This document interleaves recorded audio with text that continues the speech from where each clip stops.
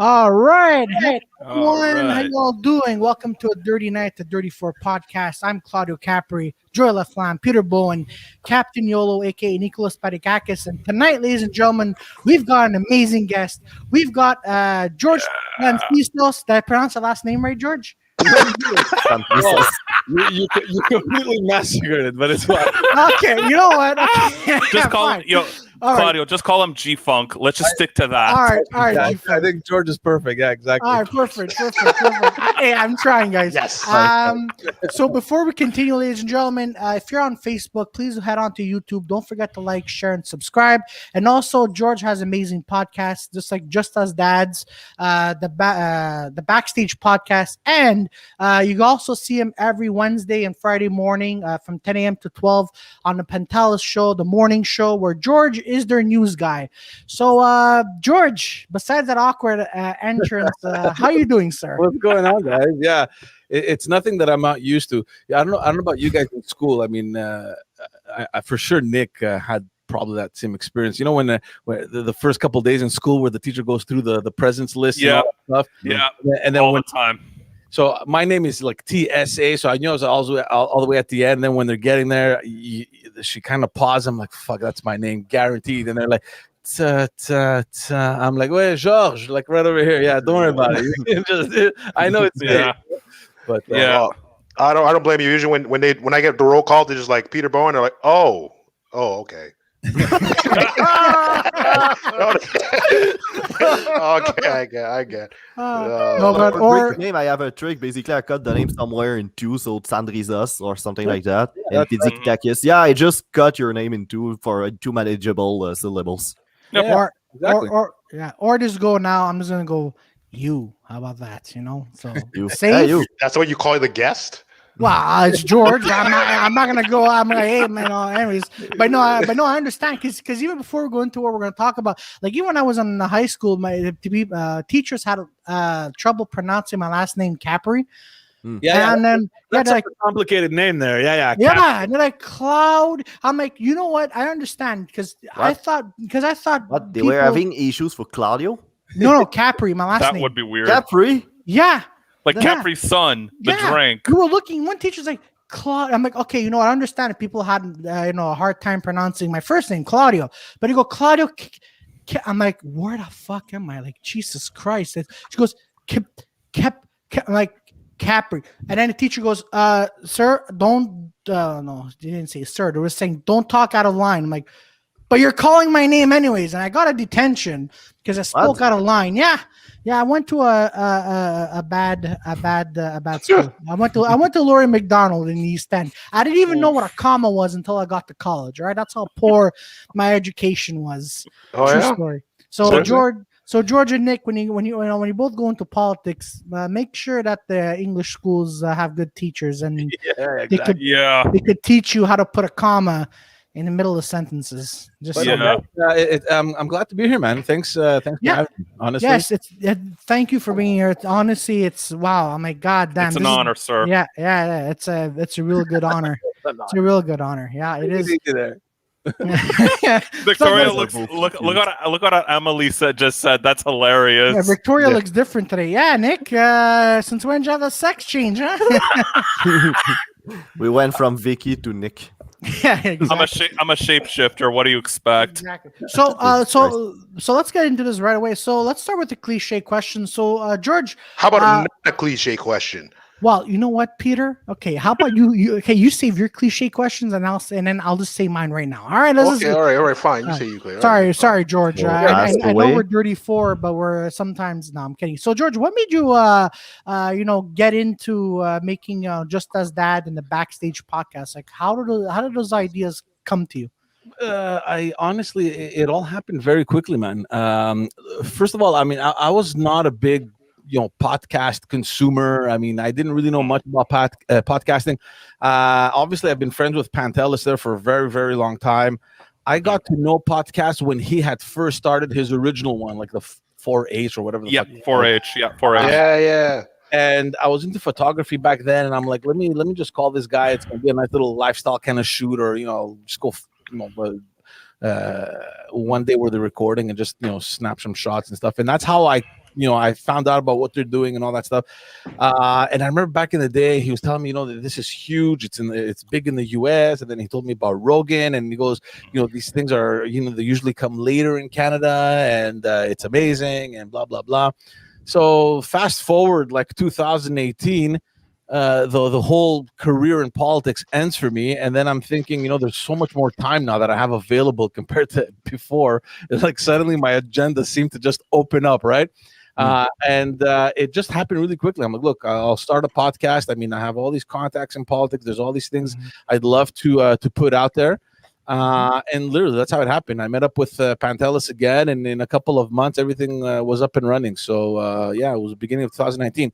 That was for the backstage. And for Just As Dads, that too happened just randomly. It was at the end of 2019. And I was with Chris and George, the guys that were with that were on the podcast with, and we were at one of our friends' baptism. He was baptizing his baby girl, and we're sitting there, and we're just talking. We haven't seen each other in a long time. Because that's what happens when you get married and you have kids. You suddenly lose track of your friends. So we're just sitting down, and we're just laughing. We're having such a good time, and we're talking about our wives, our kids, how annoying things are, work, this, that. And the other, and I'm thinking this has to be fucking made into a podcast, and that's how everything happened. And that too just happened really quickly. Like I think that same night I came home and I messaged the guys. I'm like, guys, I don't know about you, but this is what I was feeling the whole night. Let's do it. Are you on board? They're like, yeah, let's go. And it happened almost immediately. I think like a couple weeks after we were already recording. So it's a lot of fun. It's a lot of fun, especially, I mean, if you do, in my case, I mean, the time is there, the availability is there. So, I'm enjoying it very, very much. Good. Yeah, no, and honestly, obviously it shows because I'm like, because just as dads, like I'm watching it, like I don't want to be a simp or anything, but I'm like, you know what? One day when I become a dad, what do? All right, I'm gonna watch Just As Dads. Yeah, I'm like, all right, things not to do. All right, and then like at some point, it's funny because there's so much out there for women, and rightfully so. Like, of course, yeah. But it's so disproportionate compared to what there is for guys. You know what I mean? There are stuff I had never heard of anything before. So when I thought about it, I was like, there's nothing out there like this. So then I started looking at it and researching, and there are actually podcasts and different forums for dads and all that stuff. But compared to what women have, it doesn't even come close. Yeah. It's not even close. You know what I mean? So I just saw it as this huge opportunity to just get into that space. And at the end of the day, I mean, look, we're just having fun, Yeah, absolutely. Yeah, just having a blast. Before we go back on it, are you still doing photography or? Not so much. I mean, I do. I mean, I always had that bug there. So whenever I get the chance, I still do it a little bit, but not as much as I used to. Yeah, no. Oh, okay. Because I know that's like pretty big on YouTube too. Like just people, I guess, like touring around and just like like pretty much tutorials. So like teaching people how to like take. So you're pretty much like the people are just paying for you to just go around and just have a blast type thing. Yeah, exactly. Like one of the biggest YouTubers I follow is Peter McKinnon. I don't know if you guys. My buddy showed me him. Yeah, he's amazing. I started following this guy when he had like, I don't know, 300 or 400,000 subscribers. He was around there. Yeah. And he has like over 5 million. Like this, and he's wow. Like he's been on for 3 years, 2.5 years, 3 years. He's amazing. The guy, he's great, and he's a lot of fun. So it's great photography. But again, it's just one of those things that you need time, right? I mean, I remember before the kids came into the picture, I was out almost every evening. Oh shoot! Morning, Yeah. The kids come in the formula, the kids come in the equation, and you're thinking, what do I have to subtract? Yeah. Oh, who's this kid becoming for a life? No, we're laughing because this person goes, what the fuck is this? And then it goes, some sort of autism charity.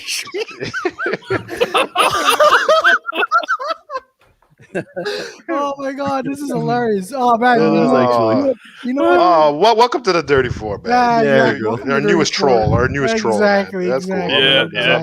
I'm down, man. But George. And that's another thing too, like a market for like you're right. You hit the market for like dads. Because I was talking with my other buddy about like I guess when Kevin Hart kind of like switched up his comedy game to like, so now he's more like doing like dad jokes type thing, like and then I'm like, you know what, it does hit a market, and so now you got like families coming in, they're reaching out, so I was like, why not do a podcast about it? That's freaking cool. Surprisingly, there's a lot of moms that listen to the podcast, which initially it's shocking because I thought we're gonna go tap into those dads that they're just sitting at night doing nothing, because that's what exactly a dad does. The kids go to bed and they're just playing on their fucking phone until they fall asleep. So I'm like, let's just go tap into that. But surprisingly, yeah, there's a lot of moms that are listening, which is cool. I mean, I have no problem with that. I mean, they probably want to know what dads think. So yeah, that's good.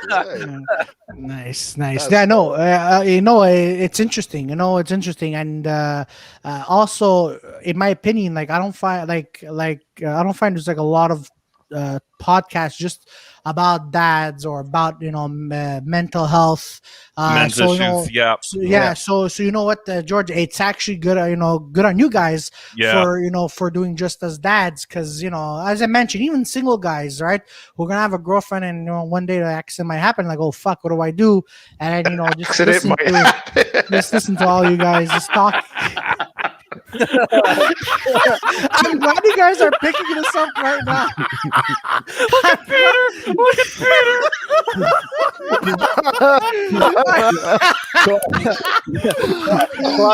Claudio's encouraging.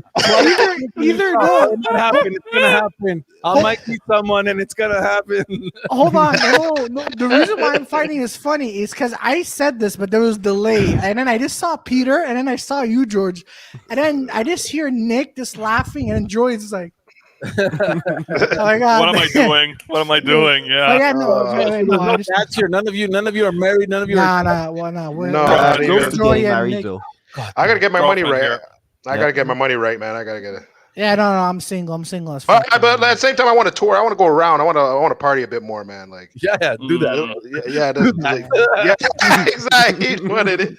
You know what it is, yeah. Because I'm like, I know, like, once I'm locked, like, I feel like if I'm locked in, I'm gonna be locked in. Like, I'm gonna be like devoted. Yeah. Like, I'll stick. Yeah, well, not really. I mean, it depends. I mean, you shouldn't kind of restrict yourself from doing. Let's say you want to get married and you want to have kids or whatever. I mean, you shouldn't be thinking, let me finish up with my things. You're never gonna finish with your things. I mean, no, yeah. No, sorry, I didn't mean to interrupt. What are you saying? Sorry. Yeah, I mean, you're never going to end your agenda. It just evolves into incorporating other people in the things that you're doing, or hopefully, hopefully it doesn't become like photography was for me. It was like, whoops. You see, as a wise man once told me, he goes, listen, Claudio, if you're going to be with a girlfriend, make sure and you move in together. Make sure you move into an apartment. You move like 10 stories high. So then when it goes to shit, you have a reason to jump off the balcony. I'm like, good word of advice. I thought that was going the other way. That was going the Godfather route. And then after that, he told you, kick the chair, Claudio. I'm done with the noose. unless you perform like Bad Santa, he feels. Marriage. Look, we laugh and we make fun and everything, but look, marriage is fun. I mean, I can't really complain. It's a decision, right? I mean, obviously, you lose a little bit of your freedom. I mean, the fact that you can just wake up and do whatever the fuck you want, that doesn't happen here. You know what I mean? So it's gone. Those days are long gone. But you evolve into a next phase where now you're taking care of people. You know what I mean? Like you have kids and a wife to take care of, and a home, and all these responsibilities just start raining on you. And what it is, I mean. See, George. Sorry, Peter, before we continue, George, you had me at taking care of people, but then when you said have responsibilities, builds responsibility, I'm like, you know what, George, you lost me on that one. The flags went up on that one. What? Responsibility. What is that? Yeah. My wife's, I gotta go cut the, fuck, she's here? Man. See, but that's what I mean about, like, getting locked in, like pretty much, like, if I was like, oh, shit, I just want to go to LA and fucking just, like, man, would just wing it. Like, I can't do that with my family there. It depends what kind of girlfriend you get, though. Like, they're not all like, I want a house by 25. Some of them really like to travel. A lot of them actually like to travel. So I think it also depends on what you are and what you do. Let's say you meet someone, and let's say, I mean, you're I don't know what you guys do, but let's say, Claudio, you're a comedian and you're already touring, and you meet someone. Well, they get to know you in that kind of lifestyle. They know that, this is how busy he is. This this season in the year, he's usually traveling. So I mean, you're not necessarily going into their world. They're also coming into yours, right? And it's about of course, exactly. The perfect balance. Yeah, the perfect balance. No, because when I hear you, like you said, like when you have kids, like you can't really like I would I know in my head I wouldn't risk it. Like I wouldn't risk it. I'd be like, you know what, fuck it. I don't care if I bomb. I lose all my money. I'll just do my thing. Like I couldn't do that with my family.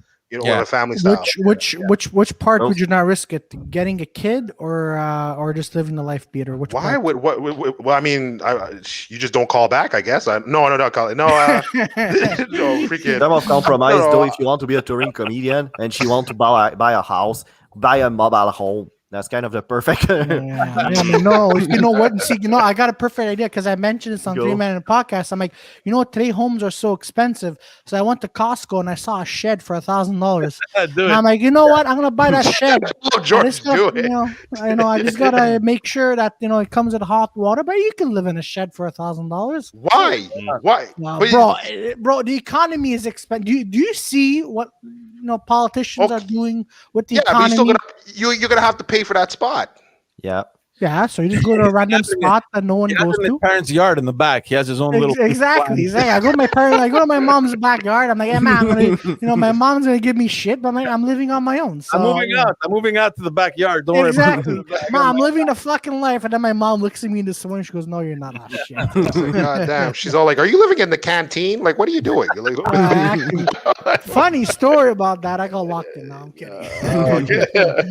No, but Peter, definitely. I mean, when the kids come in the picture, you got to think twice and maybe even 3, 4, 5 times. I mean, you gotta weigh those risks and weigh those risks.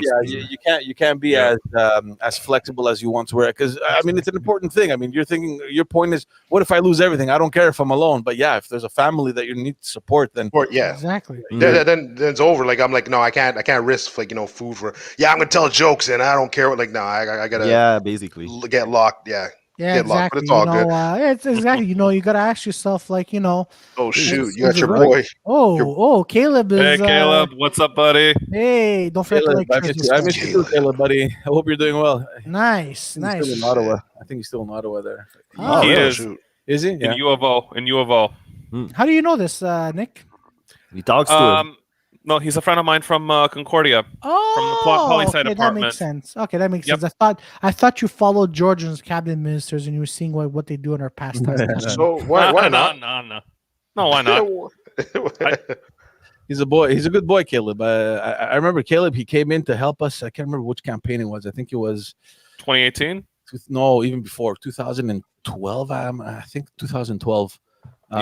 He's a little kid, man. We had him looking for phone calls, like phone numbers.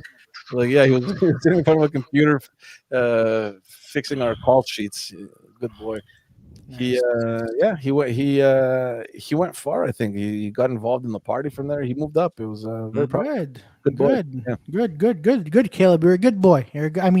You're a good guy, Caleb. You're a good boy. You're a good guy. You're a good guy. Don't worry, Caleb. If you need we're the muscle guys here. So basically, one of us gonna go break someone. I mean, I'm talking too much now, but exactly.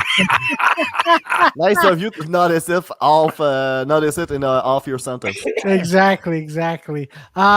So what do you think I do on my weekends? Are you there to just fuck up people, Claudio? Yeah. Okay. so George, before we get on, I want to focus a little bit on the backstage podcast. So what got you into interviewing former politicians, ex-politicians? What got you into that community? Yeah, for me it was very simple. I mean, I knew I wanted to do a podcast, and then you have to start thinking, okay, what are you going to put out there? And for me, it was just it was always linked to value, right? So what can you share? And I had to make a link with what I was doing, and because of all the people I knew, and I had the privilege of working with amazing individuals, right? And I'm not talking about the political class. I'm talking about volunteers, social workers, entrepreneurs, businessmen, influencers, all these people that were just fantastic, Mm-hmm. And I thought, look, nobody knows about these guys. Nobody everyone sees the, Legault and the minister, but nobody sees what's happening behind. Legault, but you have no idea what's happening behind him. And it's not only Legault that I'm talking about. I'm talking about every single politician, whether the provincial, municipal, federal. Like there's such a huge machine. There's so many people hiding behind that curtain that nobody sees. Like, for example, Caleb, right? I mean, he's just one of many people that were behind our curtain, right?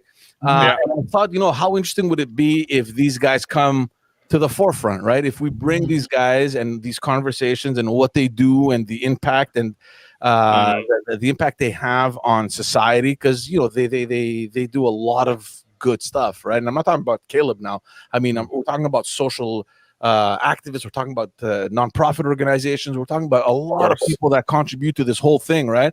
And to which these politicians are dependent on, right? I mean, we can't do what we do just by ourselves, right? When you're in office. So, and we're talking about hundreds, if not thousands of people that you work with on a daily basis and throughout your entire career, that nobody really knows them. I mean, they're within their little sphere, their little ecosystem, but above and beyond that, nobody really knows who they are unless they're huge organizations like, I'm talking about Sun Youth and, these very well-known organizations. But other than that, I mean, not too many people know these guys. And for me, that's where I went. I'm like, let me just start at least with that and then see where it goes.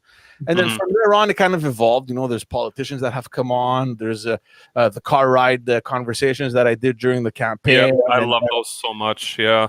So I just look for fun things to do and for people to come on that will either just expose a little bit of that backstage that they're in, whether it's in politics, whether it's in the nonprofit sector, whether it's in the social causes, whether it's in business, whether it's in whatever field they're in.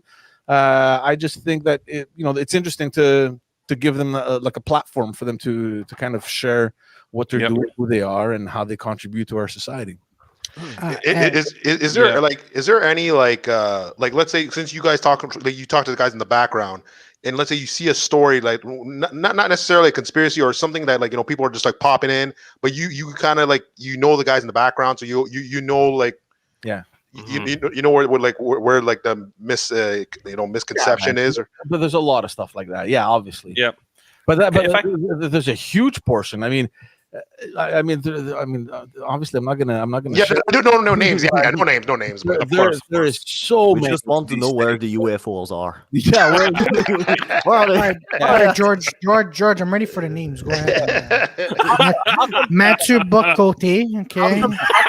François Legault, yeah, got it. Yeah, okay. How come those sightings are always in the U.S.? Like, but they don't show up anywhere else. Fucking man, Yeah, because if they show up in Quebec, like, oh man, you gotta speak French. Fuck that, man. I'm not a big UFO person, but it just seems that everything that is made public about UFOs, and there's a lot of shit coming out these days. Yeah, it's just, I don't know. Is it just coincidental, or do they only show up in the U.S.?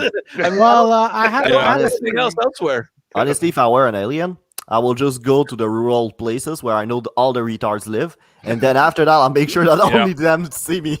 I swear to you. Actually, you know what? You know what? I've been living here for decades. What the fuck's wrong with you? I've been your neighbor. No wonder you guys like the movies Predator and Predator 2. Makes so much sense now. Yeah, George, I just want to ask you, when you were in office, when you were like behind the scenes, like running the show on the backstage, how did you balance? Like when you have like different groups sort of going at you with different objectives or with different points of view on a very, like, let's say, polarizing issue, like how did you find the way to balance that while in the backstage, or when you were advising the members of like the National Assembly that you were helping, or like the members of Parliament if we're talking federally? Like how did you balance that? It's a good question, and sometimes there is no balance. Sometimes you just have to stick to your guns because sometimes the issues are so polarizing. I remember specifically the student demonstrations back in 2012, which pretty much made us lose those elections. Right, we lost power because of that huge movement. I remember that we were just so diametrically opposed. And it's not like you don't want to help them. It's just, how do you make them understand that what we're giving you is way much more than what you would find elsewhere, either across Canada or in North America? And that's where the argument happened, because obviously they came prepared to the table and they had all their arguments to the effect that it's not enough and it could be much better and this and that. Yeah. but at some point you have a responsibility, right? I mean, you have an agenda, you have your platform that you want to get through, and it's only normal that the minute that you cross that line and you're doing politics, that you're going to have people that are against you. So I think it becomes a question of how far are you willing to go to either meet in the middle or stick to your guns and get your agenda through. And that in between is sometimes chaotic, sometimes controversial. And I mean, that's just everyday politics, right? I mean, we're seeing this every single day.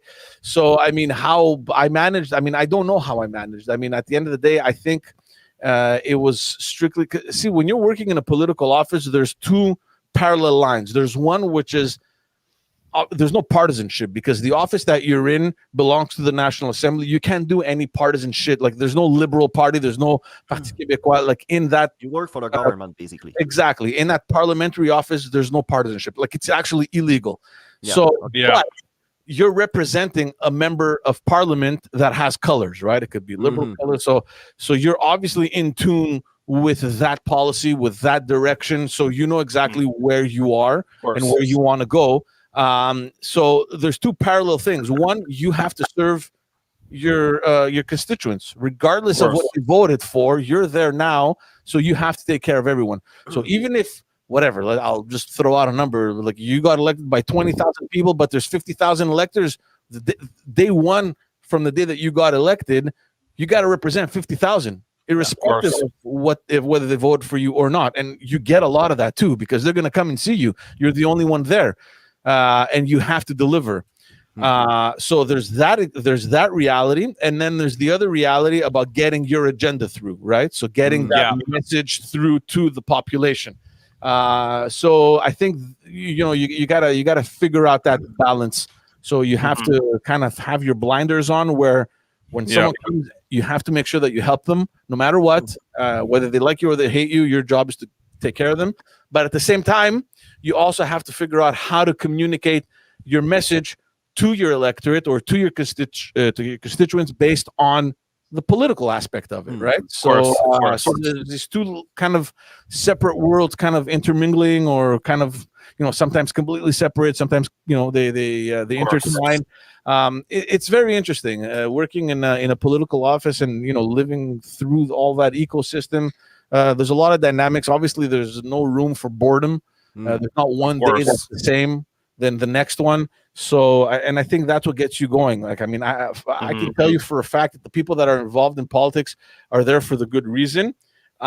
Very few are the ones that do it just because, hey, it's a good job. Let me go for it. These guys don't last. They don't last. They get filtered out, and it's good. I mean, they get the experience. I mean, maybe that's what you're into. So you come in, you join a team, and you do it for 1, 2, 3 years.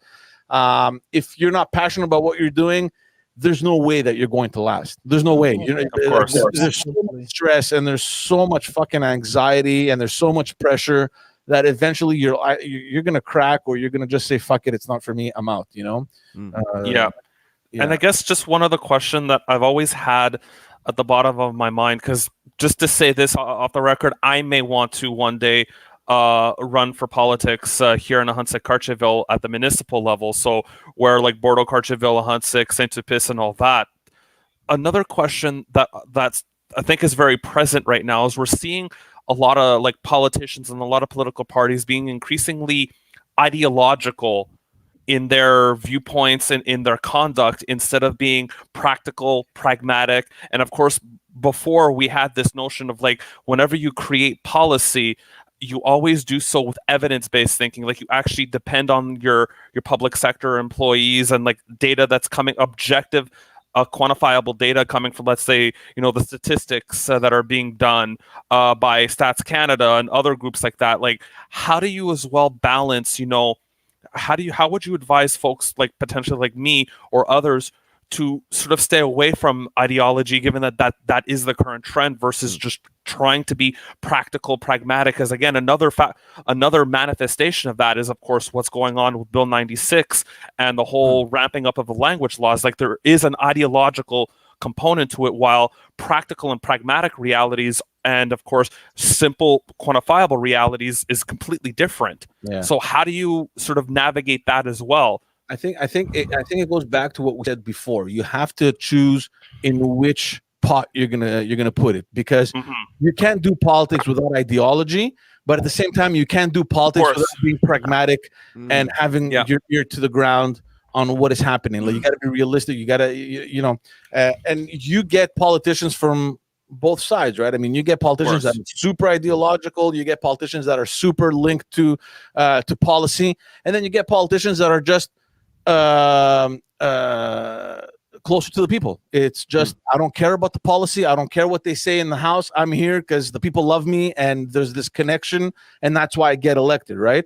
And often a lot of people, when they get elected, they forget that they're not there to bring the message from Parliament to the people. It's the opposite. Of course, bring the message from the people to the Parliament, and sometimes there's this confusion because in the Westminster style that we have here in Canada, we have that tradition of applying the party line, right? So you get elected. Discipline. Yeah, you get elected, you go, and then you're part of a caucus, and it's like a family. I mean, not everyone gets along all the time, right? But at the end of the day, when you come out of that caucus, everyone has to stand in line, right? You have to support each other. And it gets hard. Like, I've been in situations where policy was completely opposite from what we had to do.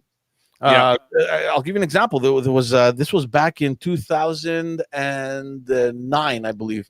We had the election in 2008 at the end of the year, so we flipped the year in 2009, and we had this strategy of coming much closer to the ethnic groups, and especially the South Asian groups in Laurier, and mostly in Park X, right?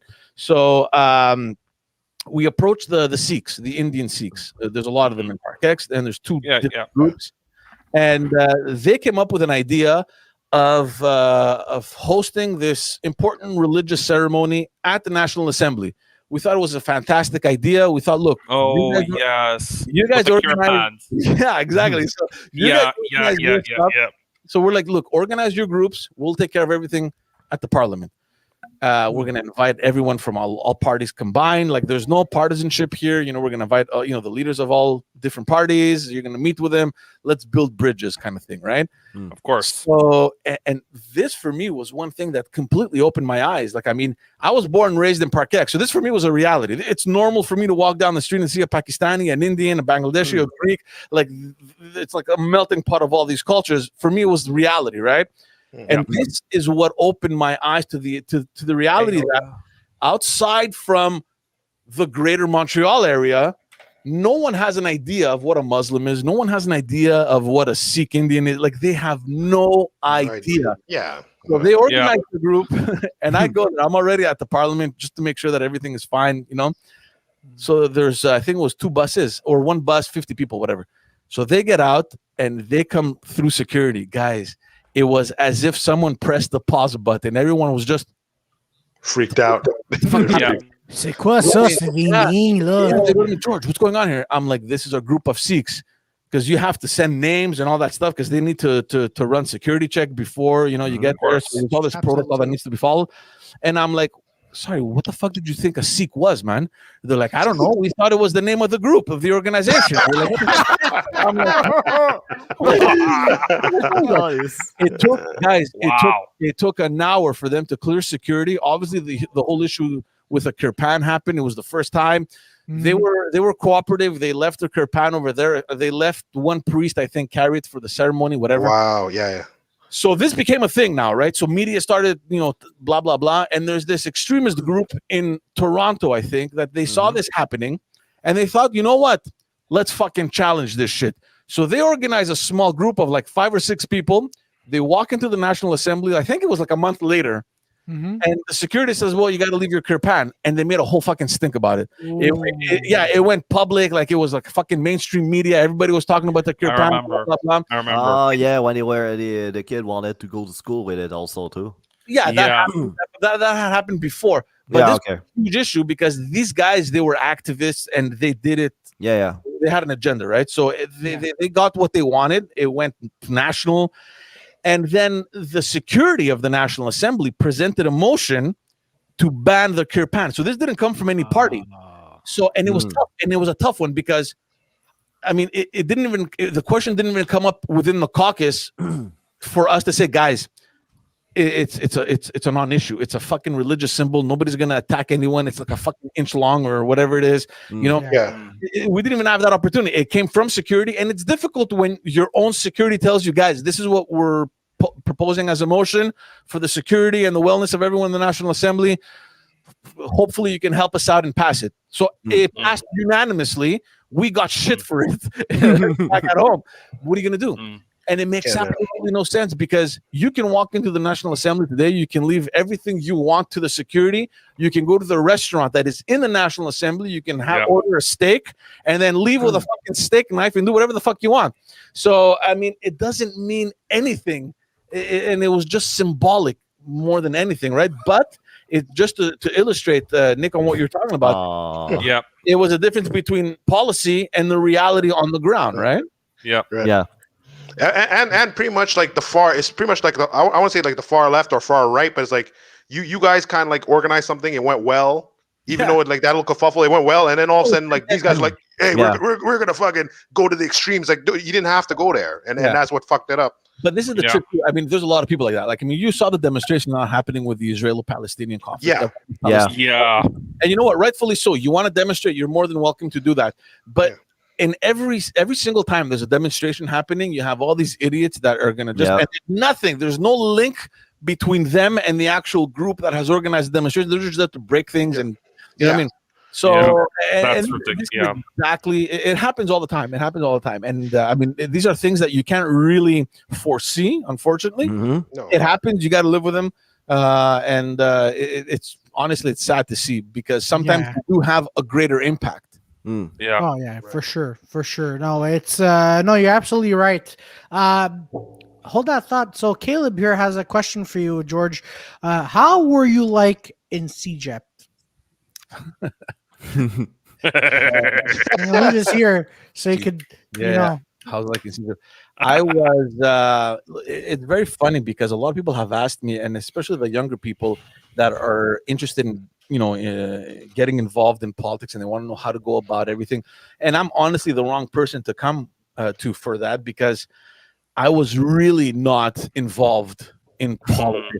Like at all. Like, I mean, I don't want to tell you what I was doing in college, but you're just doing dirty. Well, CEGEP is CEGEP. It had nothing to do. It had nothing to do with politics. I wasn't technically, depending, you know. You know, we're just here to have a good time. Just saying, I'm not judging. There was some PR. But I wasn't at all involved in you know, the school social life.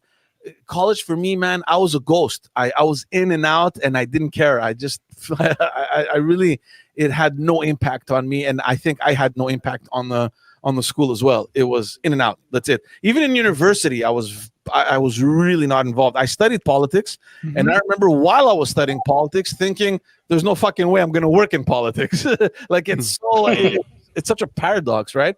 And then after, when I started luckily working in politics, I realized that there's all these things in place for youngsters to get involved. There are youth wings, there's all these activities, there's all these forums, there's all this fucking ecosystem that exists from the age of 16 or whatever, if you want to get involved, right? That I was clueless about.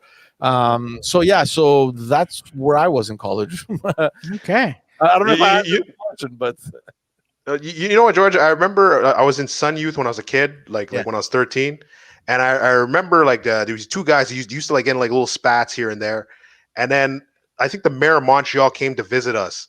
And then he's like, hey, how you doing? Whatever. And then he's just checking out the place. And then he's in the next room. And then all of a sudden a fist fight. Four guys are just fighting it out. He's in the next room like, what's going on? And the counselors are like, oh, no, nothing. They're just playing around. Like, they just blocked the mayor and they're just fighting it out. It was freaking hilarious. Oh, that was beautiful. That's so funny. You see the mayor like, we can't fix these messed up people. And, you know, unfortunately, what? But you know, what kind of mayor would say that? You never know. You never know, George. American one. I never know. Okay, George or Nick might say that. We know. George would never say that. You never know. Nick, you would say that. I want to see Claudio as the mayor of Montreal. Man, you know what? Shit. You know what? I'd make Montreal great again. That's my slogan. I'd make okay. Montreal first. Okay, so Living in a shed in his mom's backyard. You see, I'd be like, Yeah, you want to see the mayor of Montreal go mid speech, like, Mom, leave me alone. I'm giving a speech right now. You see, Mayor, your security detail is here. Yeah, hold on, I'll be out of the yard soon. Don't worry about it. Hold on, guys. My mom says I have to eat now. I can't eat in a restaurant. No, but see, I would do actually, I was actually thinking about this. I'm like, what would I do if I actually ran for mayor of Montreal? I mean, you have Coder, and then you have Laflamme, and then you have that guy who was what's his name now? Valorama. Yes, him. Yeah, but see, you need an Italian guy or a Greek guy, Italian, to go in there and be like, Plant, what you've been doing for 8 years is garbage. Get the fuck out, right? And then, first of all, take away all the bike paths, because bike paths are useless in Montreal. Because something you can do in one weekend. Yeah, don't worry. It'll be done. It'll take some time to take care of that. Yeah, and then the second thing is... the second thing would be, make everything bilingual, because, Montreal is a place where it's like a melting pot of, I was gonna say racist. Wow, racism? No, it's a melting pot, but like it's a melting pot of diversity. The word the word that is often used to describe Canada in terms of multiculturalism is mosaic. We're a mosaic here. You know what, Nick? It's 2021. We're not going to use that ancient word. We're going to use it's a melting pot, because that is safer than mosaic, guys. What? And then after what I would do, you own slaves or something? What happened? No, I don't. No. Okay. And then I'll be I'll make sure that there will be more jobs available in Montreal in both French and English. Because that's what we need. Because we need to move forward, and I'm actually serious about this, because whenever I hear Plant talk, like, I feel like I have gastro. But but because it's just, I don't know, like the crack. She must be smoking good. I know. I don't want to say bad things about her. Okay. Okay, that was the last episode of the Dirty Party. Very much, people. We're getting our ass sued. Guys, look.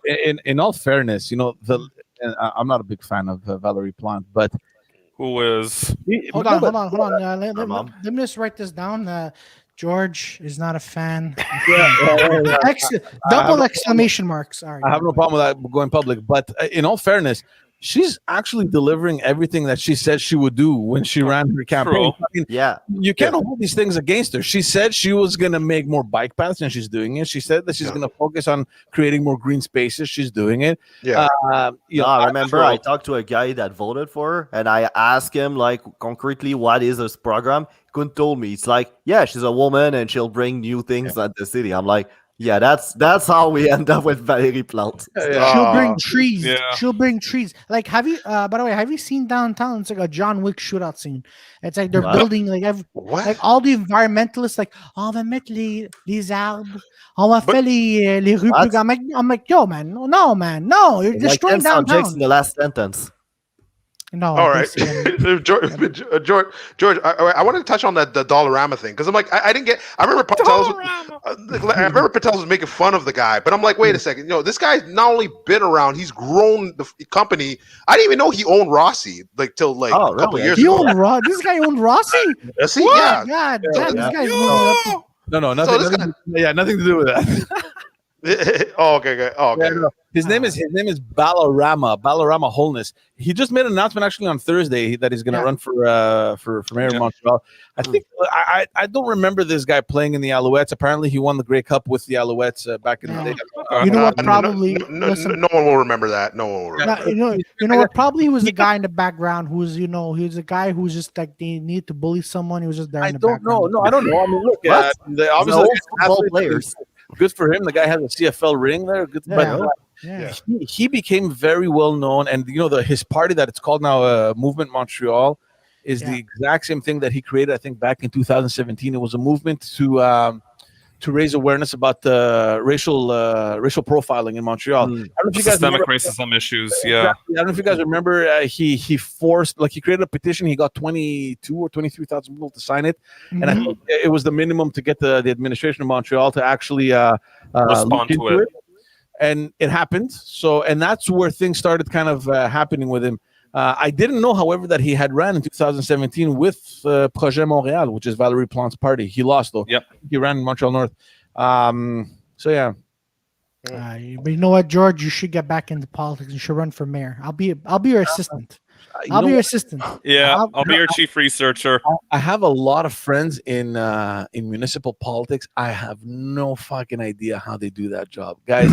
Really? They deal with all the, I don't want to call it the dirty work, but it's like, think about it. The dirty work.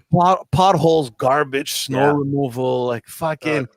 Noise George, the potholes are still there, so they're not dealing with it. No, No, but Yeah. no joke. No joke. Can you imagine? They're still there, but can you imagine on a daily basis getting a phone call? Yeah, with it, like garbage, you didn't pick it up, or when are you picking up the snow? Or there's a tree, can we remove it from my backyard? The electrical pole is crooked. The wires are a bit too low. I mean, But I would not be able to do that. I don't know how they do it. I honestly commend them. I would not be able to do municipal politics. I could definitely be wrong about this, but did they pass a law like where apparently, like, let's say if you get like hit by a pothole, like the city's not responsible for those potholes? That's true.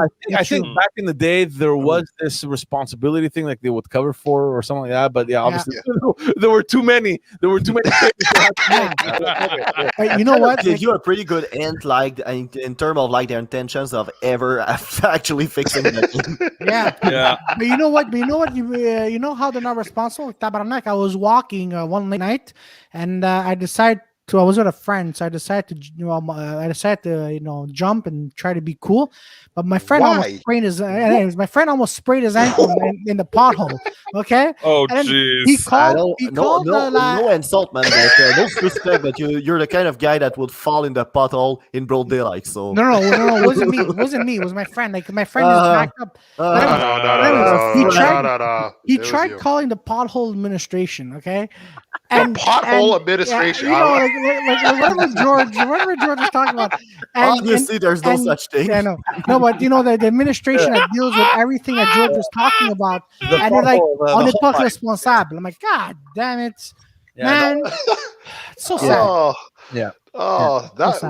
That would be horrible. Yeah, I mean, oh man, that'll be hilarious. I could not do this job. I have no idea. I speak to people, friends that are in municipal politics every single day. I'm like, dude, how the hell do you do this fucking job, man? I can't. There's no way that I can see myself doing municipal politics. But that's another weird thing too. Sorry to interrupt, Nick. Because like, let's say when like the F1 comes here, and for years I thought the city dealt with the F1 organization, but I found out it's a private company that that runs that. So it's almost like there's too many hands like dealing with Montreal. Like F1's like a big like money like giver for the whole city, and it's like, and they're not in control of that. I find that weird. That like, yeah, I think it's a private company that is in charge of the organization, but they get funded from the federal and from the provincial government. It's a lot of money. Oh, okay. Okay. So everyone has money. Yeah, everyone has. I can't remember how much it was. They just announced it. I think a couple of weeks ago. They just renewed the agreement. I can't remember how much it was. 50 million. Something like I think so. I think it's 50 million. Yeah. I could be wrong, but don't take my word for it. But a lot of money. So there's a lot at stake. Okay. I mean, I'm not a big F1 fan, guys. I really do. I appreciate the fact that people come to Montreal from all over the world and all that jazz, but do governments really need to fund this? I don't know. Yeah, Pantelis has a really good joke on that. It goes somewhere along the lines. Goes, F1s. I gotta not only worry about douchebags from Laval. I gotta worry about douchebags from Cincinnati now. What the fuck? It's true. It's true. And the second thing, because Caleb also right. How does politics take a toll? A toll. On family and the kids, George. How does like it works like that? Like you pick the dumbest guys in every family, like the tool of the family. Yeah. And they give him a shed. They give him a shed. Yeah. Exactly. Yeah. That's probably, I think, the most important thing to consider, especially if you are married or if you're in a relationship. Yeah. And mostly if you have kids. The fact of the matter is that unless you're doing municipal politics, where at the end of the day you're going to come back home because you're working, in Montreal, Laval, or wherever the hell you're running, whether it's provincial or federal, the fact of the matter is that you're seeing your family maybe 1-2 days a week, something like that. So it's very difficult. It does take a huge toll on the family. You don't see them, and the families are often the forgotten ones. I mean, people, they often look at the politicians, they thank them for their contribution and all that stuff, but behind that guy or woman, there's a whole family that has made the commitment to allow this to happen, because you're missing birthdays, you're missing events, you're missing anniversaries. I mean, there's all these things that you have no choice, right? I mean, missing divorces. Like that's what happened. That'd be hilarious. Which part of it? Missing a divorce, the Lord. Honey, I can't. I have to go. I have to go right. I can't come see the divorce story with you. That'll be the best thing. No, like that's what happened. Sorry. Like that's what happened with Pierre Poilievre, who almost ran for the conservative leadership in the most recent election. Like for me personally, like if he was running, like if he actually made the decision to run, he could have actually won, because he's incredidly sharp. He's one of their best performers in the House of Commons alongside. But it's also a calculated risk that he took, right? He probably assumed that we're not going to make government. So the same thing happened with André Fortin here in Quebec. I was a good friend of mine, a very sharp guy. Now he's the party leader in the House, a young guy from out in the Pontiac region, in the Gatineau area around there. 2 young daughters. He was interested. We had spoken on the phone. I was actually full on board, man, to help the guy. And then he just pulled out of the race. I mean, that's what happens. I mean, you have to make that decision. And the first contract that you sign is the one with your family. Exactly. If you don't have that one, don't do anything. You can't. Also, to say this, family is also very important in that, if you all remember in 2016 in the United States, a lot of people were saying Joe Biden, who was at that point the vice president, a lot of people were saying that he was going to run, because usually when you're the vice president, you make the decision to run. Well, his son, Beau Biden, passed away because he had, I think, a sort of like a brain cancer. Brain tumor. I think something similar to what happened to Senator John McCain in the United States, who ran for president in 2008. So like that toll is like, I can't, like my heart is not in there. And I just had this traumatic event. And like even members of the Republican Party were like, okay, we're going to just leave him alone for that time because he just went through that. So family does have a very important role to play. I just want to ask one other very quick thing to George. Any follow-up on having Denny Coderre on the French cast for Pantelis? Jesus Christ. We're working on it. Look, Coderre, I'm very good friends with the party organizer, the chief. What is he now? He's the director of that party. He used to be in the Liberal Party, and then he left, and he went to take over the Projet Montréal, Ensemble Montréal. I reached out to him. I go, come on, man, make it happen. From what I'm led to understand, he's not really doing many public appearances these days. I don't know exactly what the strategy is. This is what's gonna happen. Okay, so on the night of the first debate, you're gonna have Plant, you're gonna have the Dollarama guy, and then you're gonna have Coderre. You're gonna have Coderre with an amazing entrance. He's gonna come. What's it called? Sexy Boy from Shawn Michaels. Oh, for fuck's sake! He comes in. And goes, I know I'm sexy. Then he goes in. Right, he does his amazing fireworks. Slaps the Plant in the face.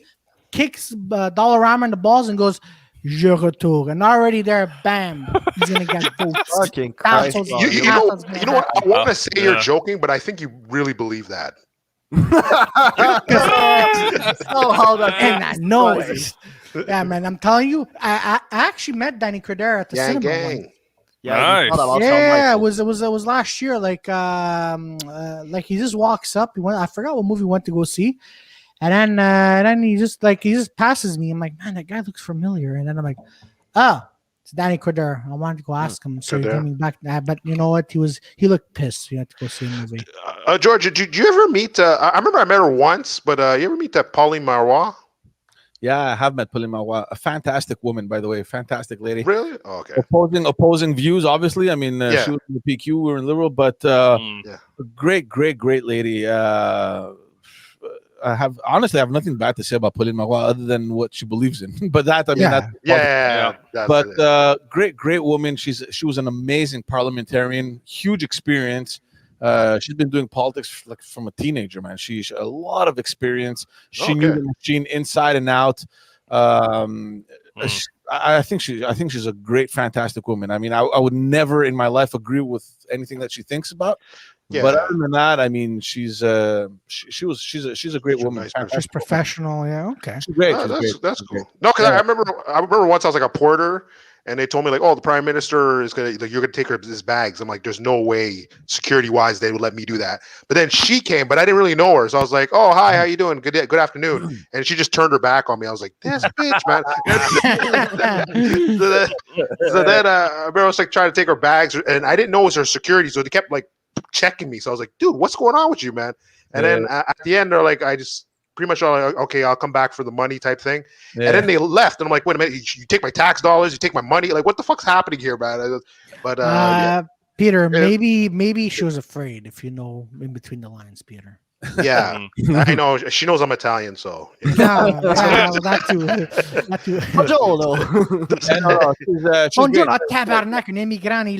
Sorry, George, what were you saying? Look, she had a fantastic career in politics. I mean, she fucked up royally, especially when the people in power. I don't know if you guys know. They're a minority from 2012 to 2014. Yeah, they were supposed to be a majority on a landslide. Exactly. No. But before that, she was. I think she was the health minister, if I'm not mistaken. Back in the day. Really? She pretty much had all of them. She was a lot of stuff, but I know there was a series of bad decisions that were made back then economically. That I think they were still fighting to fix, to be honest with you. But other than that, I mean, look, see, a lot of people don't understand this, and they don't see it because usually the images that come out are those fucking unbelievable fights during question period where it's like those are the best. I love those. We need to take those cameras out. So these are the images that you get, but again, behind the scenes, everyone is they're all buddies, man. Like Like if you ever go hang out in Ottawa or in Quebec City, like after question period or after the committee work or whatever, you're gonna see a bunch of them drinking together after and having fun. Like they're colleagues, right? I mean, they work together. It's like wrestling. So basically, the way I look at them, it's like a bunch of fucking wrestlers yelling at each other. So hold on, George, answer me this question. You're telling me. So when Pierre Poilievre is shaming Trudeau, and Trudeau's like, nervous. You're telling me after the camera's off, they go together, they go to a bar and drink beer together. No, they're banging. Not with Trudeau. That's guaranteed. Not with Trudeau. Thank God. Honestly, look, it wouldn't surprise me if. Well, maybe not Poilievre. Maybe he doesn't have any friends from across the floor. But it would really not surprise me that you have some liberals hanging out with conservatives. Or I mean, it's normal, guys. I mean, the reality is that you're working together every single day. You cross each other. You work together in committee work, and that's the other thing a lot of people don't know, especially in Quebec. Most of the bills that end up in committee, they get passed.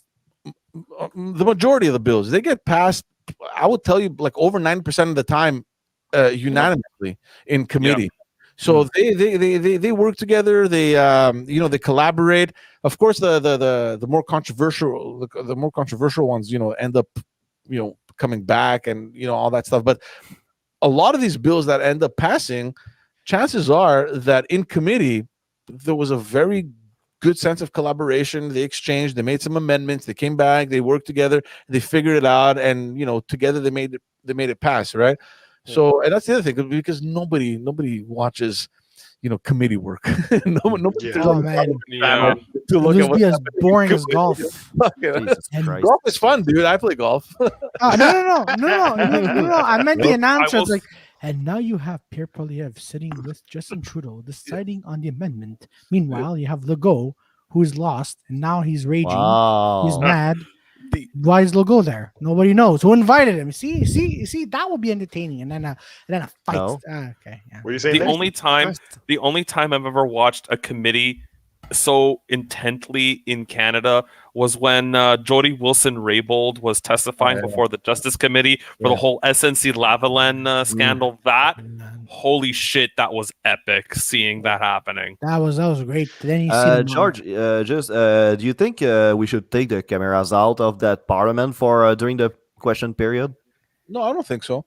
Yeah, really. I don't think so. I mean, look, people obviously tune in for that, right? And Journalists. I did.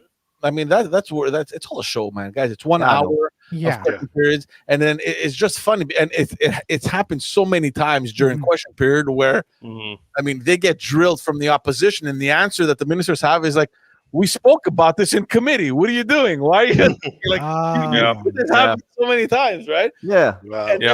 So no, I mean, you can't take out the cameras. I mean, it's the people's parliament. They need to know what's happening there at all times. I wouldn't be in favor of that. But I mean, people need to know that question period is a show, and the real politics happens during committee work.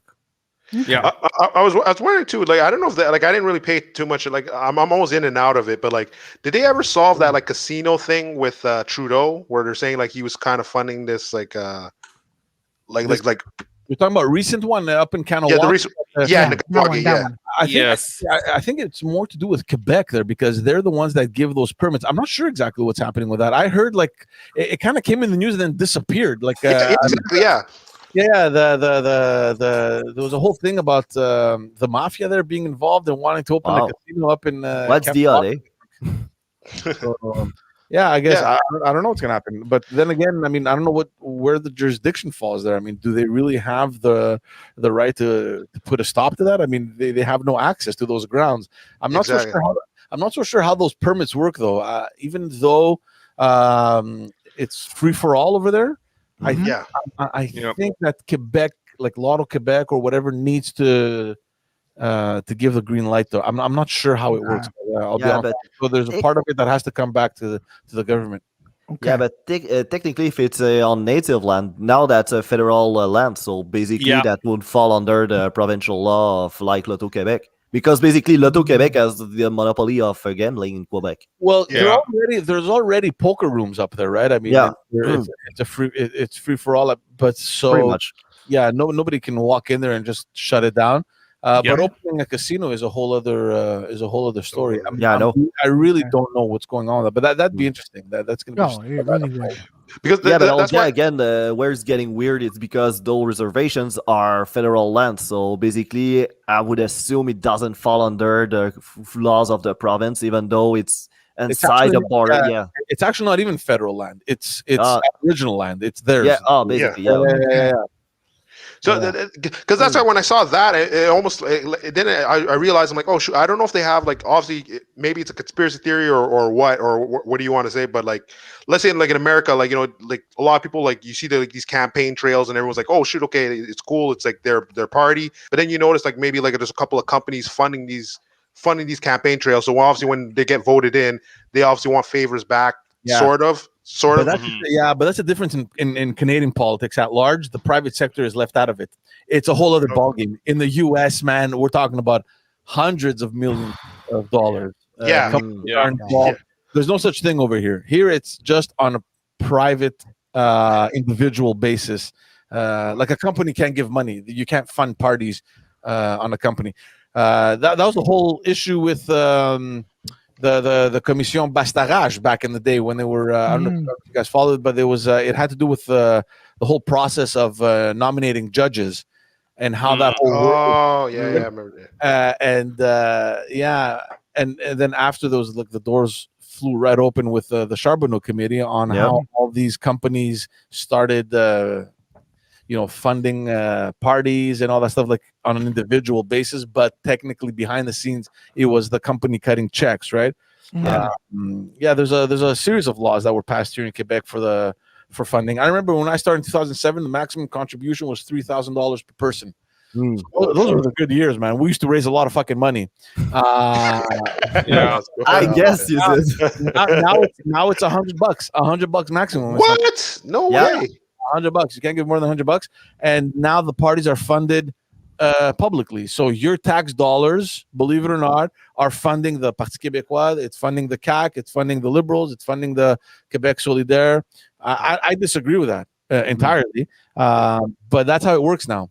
The greater part of the party funding comes from public funds. Yeah, that I remember there were something quite an irony for the Bloc Québécois being funded by federal funds while they're separatists. Yeah, Basically. That's fine. Especially when they got rid of the voting subsidy. I think when they got rid of the voting subsidies, when Harper finally had his majority from 2011 to 2015, like that's when that happened. Yeah. They were the loudest mouth to be yelling.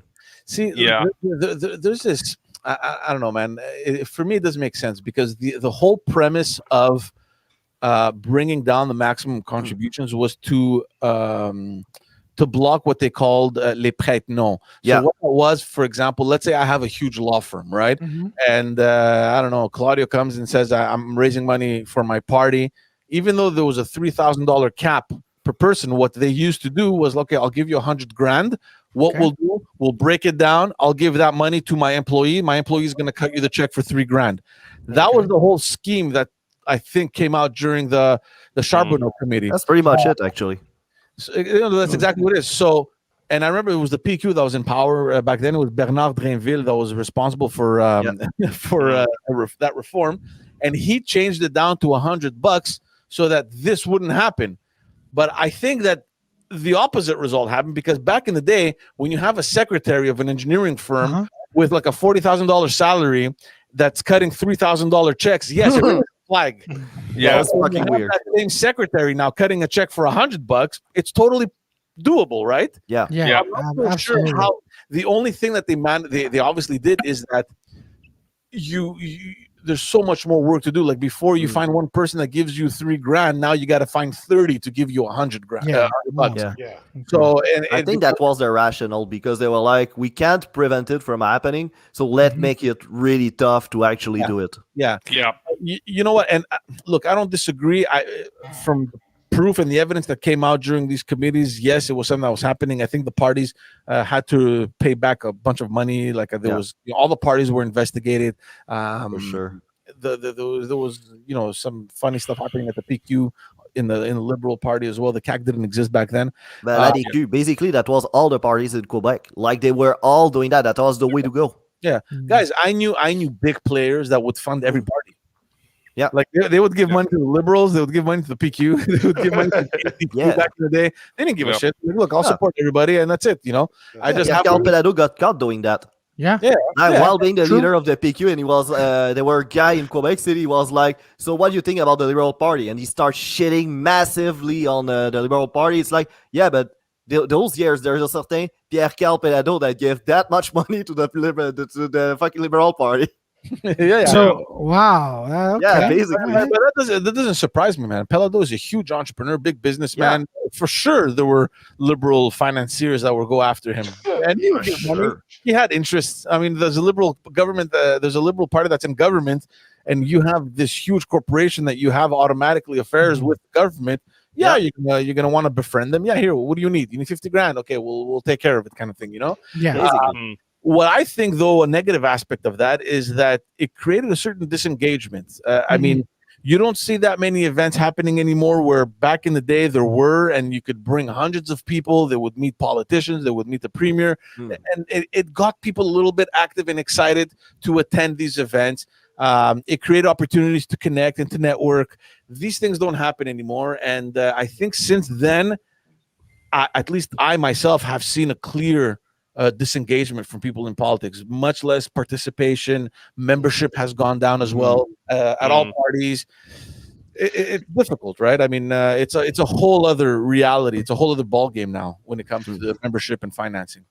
You remember when they used to do like those Bell Canada like golfing tournaments where they actually get the prime minister to come in, like Chrétien would come in and like golf with Tiger Woods. Like I don't like obviously besides the pandemic, I never seen that anymore. No. But I think that specific one was just like a PR stunt, right? I mean, Tiger Woods was playing in Canada. They managed a little photo op and like a little game there together. Yeah. No, things happen. I mean, I mean, we don't see them now because of the pandemic. There's nothing happening, right? But, I'll arrange. I have a feeling that as soon as all this shit is, done with, I just get this feeling that everyone is just gonna start organizing shit just to see people's faces again. I want to, I want to organize a wrestling events with all the politicians. Why not boxing? Trudeau's a boxer. But I remember. Yeah, I know, but I'm sure that was him in his prime days. Now. Is it your way of saying that politics is fixed like wrestling? No, I'm just saying they should fight it out in the ring. Using hardcore. They're not fighting for real. So basically, you're trying to say that politics is fixed like wrestling. No, I'm not saying that at all. I'm saying, listen, if they have frustrations, if they have anger that they want to take out on someone, they should take it out on their opponents. The winner's bill gets voted in. Exactly. We're going to give them weapons like pizza cutters, sledgehammers, pizza cutters, and a wrestling fight. Yeah, listen, are you kidding me? Okay, at the end, Trudeau could be like, you know what, I had enough of you, and then just anyways, some sick stuff could happen. Sounds like the Alexander Hamilton situation all over again. Yeah. Wait, can I ask one question? Well, also, I don't want to stick on the vaccine thing, but I just wanted to know the idea. I don't want to stick 100% on it, but I just want to know the idea if you would know why, let's say across the province, everyone's following the 21-day rule, where it's you get one vaccine, 21 days later, you get the next vaccine. But Quebec is doing a 4 months thing, which is not what the doctor suggested. I don't think any province is actually following the 21 days. I'm not so sure what's happening over in Ontario or the other provinces. And for me, from the very beginning, it made no sense. I mean, every health expert, even the World Health Organization, came out and said you have within whatever it was, 21 days. 21 days or 2 months or something like that. Yeah, they it's interesting that you bring it up because there was an article in La Presse a couple of days ago that was talking about how stupid that whole move was, especially with the AstraZeneca vaccine. I think what they tried to do was to bank on getting everyone vaccinated at least once as soon as possible. Get them at least, partially vaccinated. Yeah, exactly. Yeah. So that we can kind of see some sort of normalcy, and then afterwards they would get them the second dose. I mean, look, it seems to have been working because the vaccination process is actually going very well in Quebec. I mean, we're over 50% of the population that is vaccinated. So I don't think the strategy was wrong. Problem is, and this is what the article was talking about with the AstraZeneca, they did the exact same strategy, and they're like, yeah, we're going to get all these vaccines out as soon as possible. Don't worry. Despite the fact that there were all these questions being raised about the AstraZeneca, they're like, no. Yeah. Take the vaccine that's available. Your chances are much better with it than without it, kind of thing. And now there's no more AstraZeneca. Yeah. So there's going to be hundreds of thousands of people that are going to have to mix. Yeah. Mix the thing. Yeah. And we have no idea what it does inside somebody. We're about to find out. Yeah, you now have a situation where hundreds of thousands of people are suddenly guinea pigs. Let's just see what happens when you. Yeah, exactly. And in that article, I can't remember the journalist. I'd love to reference him, but he was talking about it was 300,000 doses. Had we only administered 150 and kept the other 150 for the second time around, in terms of numbers, where we'd be right now, he had done the calculation and he came up to we would only be maybe about 2 days behind where we're at now. So it wouldn't have made such a big difference. Okay. And everyone would have had their second dose of the same vaccine rather than throwing everyone in the experiment room. Pretty much. Yeah. That looks better on the stats, right? Yeah. Yeah. I remember when I was in the hospital, when I was hospitalized, the nurse came up to me and she goes, "Hey, do you want your vaccine?" I'm like, "Yeah, sure." So she gave me a choice, Moderna or Pfizer. I got the Pfizer, but I'm like, wait a minute. People were telling me it was either Moderna or AstraZeneca that they were going to run out of it. And I'm like, to this day, I'm like, thank God I took the Pfizer.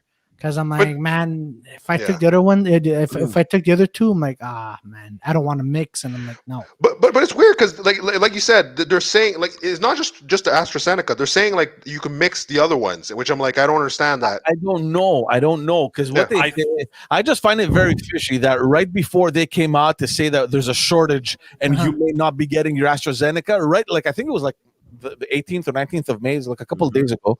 Yeah.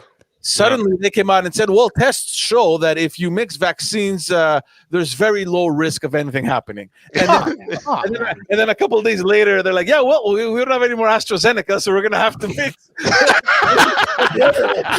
I just find that hilarious. And I'm like, what are you guys doing, man? Like, wow. Yeah, they say from this. Have you guys gotten it?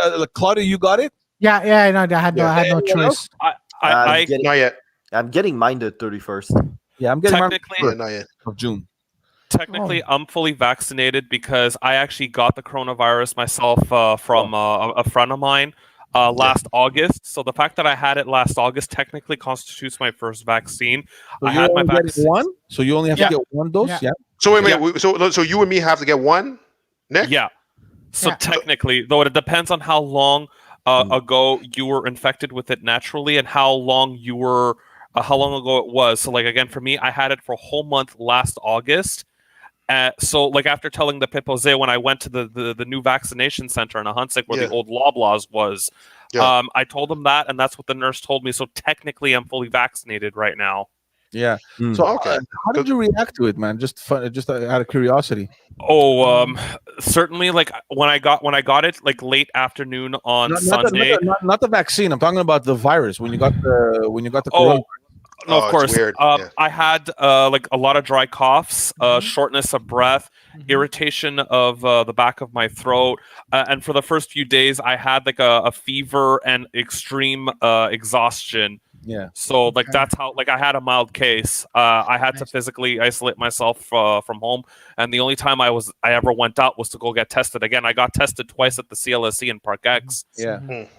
That's weird because like it's funny like when I got it like pretty much like all my buddies had like a different symptoms. Like we all got it, but it was like I was just having like just diarrhea and like the chills and like not like regular diet, like straight like when I was in Thailand and I got that food sickness like that like I got like it felt like that like all over again. But like so you got tested positive for COVID-19. It's not you being like, okay, I have a Asian virus. No. COVID-19. No, when I got tested, honestly, I felt fine. I was like when I got tested, I was like, okay, I was good. And it was like the day that they called me. I think it was like the early morning before they called me. It was like. Then I went to the bathroom and I was like, oh shoot, that's weird. I felt something, and then I'm like, and then I went to go to bed again. I was like, oh no, I gotta go again, and I was like in there for like almost like 2 hours, man. I was like, what the heck is this? And then I just like I felt like weird, like it felt like I was like in the sunken place. It was weird, like it was like like I was just like in that bed. It's a weird feeling. I can't explain it. It was freaking weird. No. I get that. And to say this, like when I got my dose on Sunday, the day after, so like the Monday that just passed, I never felt so much like a walking zombie in terms of a complete lack of energy. I even felt like a bit dizzy in the head in terms of not even being able to focus. I ended up having to call my work and say like, no, I need a sick day. Like, fortunately, I still had a lot of sick days left in my bank, so I had to use the whole day. I ended up like napping for 3 hours and sleeping for 8.5, 9 hours. But after that, shower, some nice Greek coffee, and I was feeling 100% by Tuesday.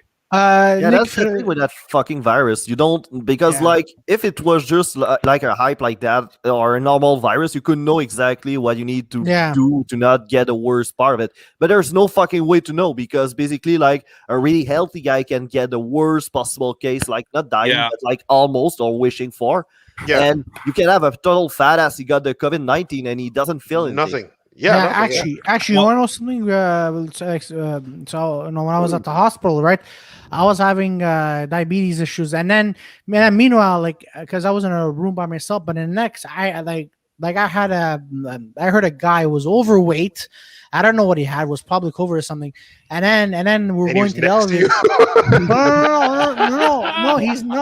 No, he's like a few rooms down. But then all I hear, like, and then because he was cleared after, right? So he was okay. And then I was like, man, but this him going to the elevator. He's like, he was huffing and puffing. And then I'm like, and then he goes, hey, did you get your COVID vaccine? I'm like, this guy looks like he was gonna pass out. I'm like, yeah. I goes, oh man. I actually got mine. I'm not feeling really good. I'm like, man, you're telling me to send the elevator? God damn it. She was like, no, I don't think it's COVID. I think you're just out of, you just need a treadmill. No, he really was. You need a treadmill, man. No. You need a treadmill. He really was. He was.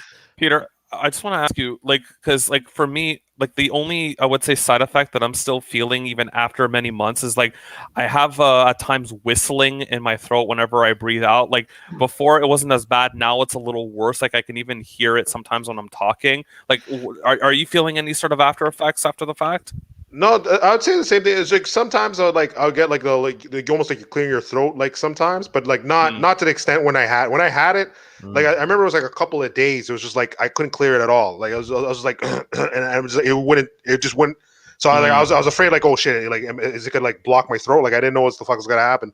But maybe I'm fucking stupid, but I've heard the way I understood Nicolas, he was saying a whistling type of noise coming out of his throat. So I was like, you two guys should start an orchestra. Yeah. The COVID survivor of Montreal. Yeah. So George, we're gonna, very last question. So we've been talking a lot about this on the Dirty Sanchez, and also Nick and Joy have been talking about this on Quick and Dirty. What are your thoughts on Bill C-10? I heard you talking about this on a morning show, but I just want to hear more of your input. Yeah. Do you think we're heading in that direction or not? After this question, I have another question for George. I mean, look, just for everyone watching or listening, I mean, C-10 essentially is just a reform to get these big companies to pay their dues, right? And this was something that was in the works for a while now. So you have all these Netflix, Amazon, and Spotify, and all these things. Yeah, I think primarily what they want to do, and this has a lot to do with Quebec influence, the Quebec influence there in the caucus, where they want to promote French cultural content on these platforms because they're kind of getting the short end of the stick, which I understand and I'm actually in favor of. I mean, if you're going to come on, this territory, at least kind of help out, right? They want to grab the revenues or tax them, and through those revenues kind of reinvest them in the creation of more Canadian or Francophone creative content. C-10 isn't that bad. The bad thing about C-10 is that they want to remove one clause that's already in that bill that has to do with individual. I can't remember what the term exactly is there, but content creators, I think. Yeah. I mean, so that's what that's where the tricky part is. So I mean, my channel it's nothing. I mean, it barely has, I don't even have 100 followers, so it really doesn't impact me. But you have other bigger channels like what's his name, Jordan Peterson has come out public against it. You have all these big guys that are going to get impacted, or they don't know how this is going to impact them. Are they going to come and say, well, based on your followers and based on the whatever, I don't know, revenue that you're potentially making, which how do they even know? Well, you're going to go under the clause of the CRTC and you'll be regulated. That's silly. So, it's horrible, right? So I mean, so there's all this movement that is against it. They're thinking that it's an infringement on our individual rights and freedoms. I'm not sure exactly what's happening. And the other tricky part is that you have the minister coming out and saying, well, no, it has nothing to do with that. And, individual creators won't be impacted. And then you guys probably saw the interview with Evan Solomon when he asks him, well, then why would you remove it? And he has no idea what to answer. So if these people are going to get impacted, then why wouldn't you just leave that article in there? So they went to the drawing board. They sent the bill for a judicial review to the Minister of Justice. Obviously, he came back and said, so he came back and said everything is cleared. No shit. Fuck. I mean, you're in the same caucus. You know what I mean? So I'm not sure exactly where they're going to go. I have a feeling that they're going to force this. It's going to get challenged in the courts. I'm not sure where it's going. But at the same time, I mean, I'm not in that position to be impacted. But it does concern me specifically because I mean now I'm on YouTube. It should. On YouTube, of course it should. Exactly. I mean you're looking down the line where I mean individual creators such as ourselves, we're going to go under that umbrella where we're going to be regulated by the CRTC. It doesn't really make any sense, Well, that means we're going to be forced to do garbage content like CBC. Yeah, exactly what I was running away to the internet. Yeah. So So I was like, great. No, I said a great news segment, a great news thing. But it's like, yeah, if you want to promote Canadian content, let people just do their own thing, man. It was funny. I think it was like Chris Rock and obviously a lot of stars, but Chris Rock was just saying it the other day about like how entertainment's just getting stale and boring because like everyone's playing safe. Like they're not trying to like. No. So now you're already like we're already like a country that likes play safe already, and you're just telling us to like, okay, no, you can't go above the bridge. It's like, well, now it's like a censorship thing. Now the conspiracy guys are gonna start coming in saying whatever. Because the other thing in that bill is it has to do with discoverability, right? And this is up in Ottawa, they fucking celebrated the fact that there was a motion in Quebec, in the Parliament of Quebec, that passed unanimously because they're in favor of that specific clause of that bill that deals with the discoverability. So these platforms would be obliged to promote more French content. So what does that mean for your content? I mean, let's say you have in the millions of subscribers and your content pops up on all these platforms and people can see your content much more often. Then suddenly, because it's not French or because it doesn't abide by whatever criteria they're going to come up with, people won't be it won't be popping up as much, or it won't be discoverable on their feed as much as it used to. There's a lot of flags in what they're trying to do. If you wanted to avoid to listen to French music, well, use a VPN now. And it's actually a good thing, George, that you brought up like what people could watch on. So does this mean now that the government, as soon if this goes into power, does the government have the right to cancel your YouTube page if they don't see that it fits the criteria that they're? I don't think they would be able to cancel your page, but I'm guessing that if you fall under whatever regulation from the CRTC, they can flag whatever content and say, oh, excuse me, this we're flagging it, for example, or it goes under whatever category under the CRTC. Are you going to be charged? Are you going to be demonetized? And it's not only that, the complications come. Let's say this bill does pass. How will they impose it on YouTube? Because then it becomes a whole other issue on platforms applying it, right? So that's where it becomes tricky. I have a feeling that they're doing it like you have these big channels like Rebel News and all these guys. They're like fucking these extremists. At least Rebel News, True North, and all that. And I think they're trying to control that kind of message, which in any case, this shouldn't be. If you don't like it, just fucking don't listen to it. Absolutely. Very much like True. But it's well, sometimes people forget they have the options of not listening. Exactly. But then you're going to run into like problems like, let's say, like HBO Max, like you can't get it in Canada, and it's most likely because they just don't want to deal with like all the stuff that comes here. So they're like, "Frag you're not going to get it." So now don't want to deal with it. So. So now you're going to have like other streaming services, like maybe like YouTube or whatever, just pulling out like, look, listen, if you're going to make us follow your rules, it's like, why are we dealing with you? It's a free platform. Like why we gotta do. And then you'll have like those CBC guys being like, we just asked them to put more Canadian content. And then you have an appreciation how bad it is. Exactly. And they win. They win again. But actually, no. My final question. Quality, sir. We cannot put that on. But like my final question actually is for the vaccine passports. Like I was actually hearing someone from Fox News, which is funny. Because he's talking about like how like I guess it was like the way they were projecting it was like it wasn't like you could take the vaccine or not, but it won't affect anything.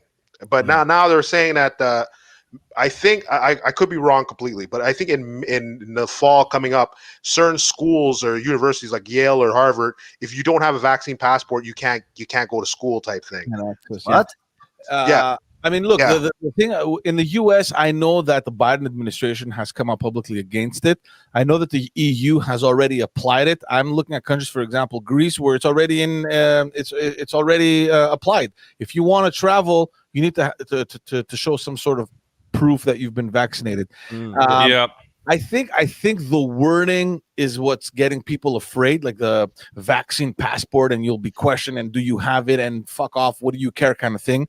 Guys, don't forget, I mean, when you were kids, you had a vaccination little booklet, right? We all lost it somewhere around sometime. It doesn't change. Nothing changes. It's just I have a feeling that people are panicking a little bit too much. You're going to get vaccine. You're going to get a proof that you've been vaccinated. Right now, today, they're sending it to you in a form of a QR code. I don't know. They actually have the QR code. That's it. So I don't have an issue with that. Where I have an issue is, for example, tomorrow you want to go to a restaurant, and at the door they tell you, "Let me see your QR code in order to get in." Oh yeah, that's fucking weird. That's a little like for going to another country, it's just like that makes sense. I think there's already a fucking data for that, right? You see what kind of vaccination you have before you get into a country, which makes sense. Exactly. Well, I mean, Thailand, I didn't. But anyway, I mean, look, the line is very fine. I mean, this isn't completely new. It's something that exists already. I mean, look, I have kids. They get vaccinated. They write it in a little booklet, and I mean, we show it every time we go to a medical appointment. I have to bring the vaccination booklet. They gotta see what happens and all that stuff. The question is when it becomes in public usage. Yeah, I mean, that to me is a little strange, where you're limited to where you can be. On whether or not you've been vaccinated. I mean, it started to look like that Black Mirror episode where you have to have that good rating to actually get to certain restaurants and stuff. Well, that's it. People are comparing, like, especially in America, they don't want to hear anything about like any other country's formats. They don't. But it's like it's pretty much. I would be completely shocked if this thing were to pass in the U.S. Yeah, it would shock me completely. Canada's discussing it. I mean, they're trying to figure out how to play their cards right so they don't come out totally, against our rights kind of thing. And so I have a feeling that the road they're going to take is, look, our partners are doing it in Europe. If you need to travel, so I think it's going to start in selective kind of industries where, look, you want to go to Europe, this is the deal. You got to be vaccinated. You got to get on the plane. But when it comes to the micro level, like the depanneur on the corner, they got the QR code. Yeah. Can you imagine that? Some guy, excuse me, sir, can I see your QR code? Yeah, you try to buy some cigarettes, but you need to prove you're vaccinated. Yeah, imagine, exactly. Imagine the weed dealers, like, yo, listen, your Q card. But at the same time, part of me thinks that we're overthinking these things. Like, I mean, assuming that, let's say this plan, this rollout goes as planned, right? I mean, by the end of August, Legault wants us, even without masks, everything is back to quote unquote normal. The restaurants are working, terraces are open. I have a feeling that if it goes as planned, before the end of the year, we won't even be talking about these things. I mean, life is probably just going to naturally evolve into what it was before. And I have a feeling that nobody, even if they impose this QR code or vaccine passport, I have a feeling deep down that they won't even care to ask it. Like, I mean, you're just gonna cool. Yeah, for sure. By the time it's implemented, there might be no need for it actually. But that's the problem. I see it sometimes on. I forget which interview Joe Rogan was doing it on, but like I kind of like I forget the interviewer he's with. But what he was saying, I was like, I kind of agree with it. Where he's like, it's like, oh, okay, the government's saying, okay, listen, you know what? If you get the vaccination or you get the vaccine passport, we'll give you the life that you had before as like an incentive. Which is what people are scared. That's scaring people. That's what's I can see like that type of fear. Whereas it's almost like total recall. What the fuck? Mentalized, and like it goes into like their marketing campaigns. You want a good meal? Get That's sad. I mean, I hope it doesn't come down to that. I just think that, look, we're smack in the middle of all these things, right? I have a feeling that in a couple months from now, assuming that everything goes as planned, right? And honestly, because I think we're all pretty much sick and tired. I'm pretty sure that we would have all preferred to be kind of in one studio all together. Much 1,000%. Everybody wants to kind of get to that point. And I honestly think that if we were to have this same discussion in a year from now, we'd probably be laughing at it. At least I hope. I don't know, man. I mean, Olga's right. I think everyone needs to. Exactly. You're right, Olga. I don't think people are as cranky anymore that they used to be like 2 months ago because we're seeing the end of it, right? We're getting close to the end of it. Exactly. Yeah, like I said, like just like once they roll out with the vaccines, it'll be like it's okay. We have enough. Like, okay, fine. You know what I mean? Yeah, they said like they give themselves the objective to give like at least 75% of the first dose to Quebecers, and it depends. Like they put it beforehand, like at 15th of June now. So Yeah. Before the goal was the 24th of June. I think Caleb brought up I don't want to ignore. I think his very interesting question. How do we combat vax hesitancy? I actually thought of this when I was trying to get my first appointment. Well, a couple of ideas that were proposed by certain companies is, hey, you make the decision to get the vaccine, like you get like a paid day off. Like a paid sick day off from work, or other companies are offering financial, like direct financial incentives as well. So we need to be thinking along those lines as well. But like the thing is, like I don't think it's pretty much them getting paid unless they want to do the pharma thing. The problem is like they don't know if the thing's tested. Like they almost feel like it's like a trial period and they're not getting paid for it. So it's like why are we the guinea pigs for free? Like it doesn't make any. Yeah, exactly. But you guys hear, it was a couple of weeks ago when we spoke about that on the morning show too. The Pfizer came out and said that they're currently testing a pill that would actually cure it. Yes, that would be good. That'd be pretty good. And that I was ready, and all these like Pantelis and all these guys, they keep bringing it up. They're like, why would I take the vaccine if by the end of this year we'll have a fucking pill? You think I want to put something inside me? I'm like, if ever I get it, fuck it, I'll just pop a pill and I'm good. Hopefully we'll be able to reach that point. They do that. I'm like, screw that. I'm waiting, man. I'm like, you know what? This, like this brought again, like before, like I just want to bring back, like again, when I was in the hospital, like they had to give me potassium, right? So that they injected through like my veins, and then at the end, the nurse goes, "Yeah, you know, because it was a heart, they had to set everything up," and you go, "You know, we also have pills for these," and I'm like, then why the fuck can't you just give me the pills? Like, and then my armor's burning because potassium. Because it's more. I forgot the proper eat term. a banana. Yeah, like acidic. It was more acidic, and I was feeling acidic, and I was feeling it going into it, like into my arm. I was just feeling it, and then she goes, "Yeah." So as I was like saying, "Oh, it's hurting. Stop." She goes, "Yeah, I know we have the pill." So I'm like, "Just give me the freaking pill." Like, you know, it's just. I'm like, you know. So all this to say is like, if they give a pill for COVID, hands down, I take it. Or like a Fred Flintstone's freaking chewing cap. Yeah. Exactly. Yeah. But at the end of the day, I think we're doing quite well here in Quebec, despite the fact that, you know, I think Trudeau really screwed up in the procurement of these. I think we had them way sooner than we did. But the fact is that now that we have them, at least Quebec, the rollout is really, really, you know, doing well. Yeah. But it's just funny to see all these incentives, man. Did you guys see the de Blasio in New York chewing the burger? Yeah. I didn't see that. Yeah. Oh man, that was amazing. That was amazing. He was hilarious. What did I miss? No, talking about de Blasio in New York. De Blasio is my favorite. He's my favorite out of all this. The donuts as well. I think like not Tim Hortons, but in somewhere like Dunkin' Donuts or some Krispy Kreme, we're gonna say, hey, you get vaccinated. Here's a few couple of donuts. Like that's the you're focusing on health. Donuts is the worst thing you can think of. You know. Yeah. The mayor of New York telling people, listen, this is the healthy option. Have a burger for free. I love him, man.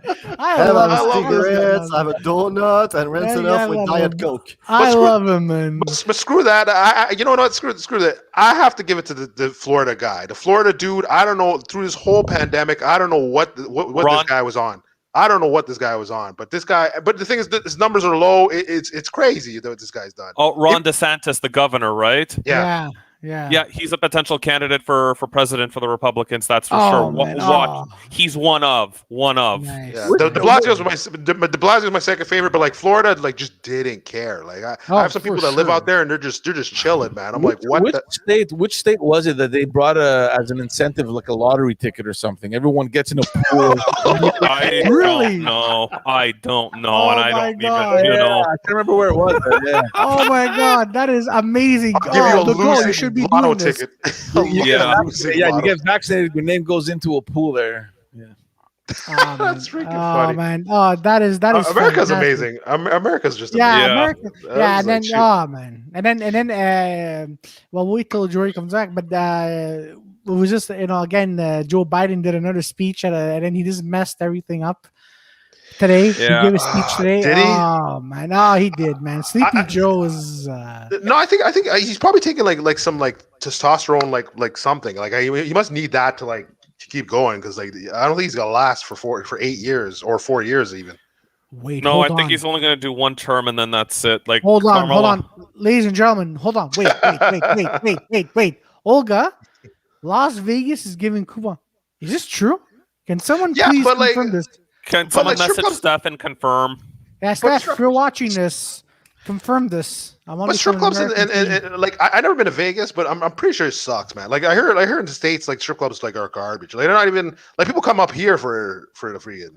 Yeah. At least they got class here. Yeah, listen. Class? No, I mean, shit, man. They have parties. Like I remember San Diego, they had parties, but I was like, no one was talking about like, yo, let's go to the strip club. They're like, no one was talking about that. They're like Hard Rock hotels, pools on the top. Let's do it. Exactly. So we're gonna end it here. Does anybody have anything else they want to add? They want to add. They want to ask George. Is there anything else anyone wants to ask? Final question. Just want to say, George, thank you so much for agreeing to be on. It is an absolute honor. And I hope we can meet in person for coffee somewhere in Park X or in a Huntsick. Like it would be an honor. Cool, man. Yeah, looking forward to it. Guys, thank you so much for having me, man. It was a real pleasure. Oh, thanks, and George, is trial by combat still a thing or?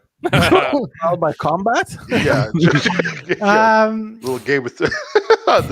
So George, just before you leave, because I also wrote it, in the descriptions. But where can people find you?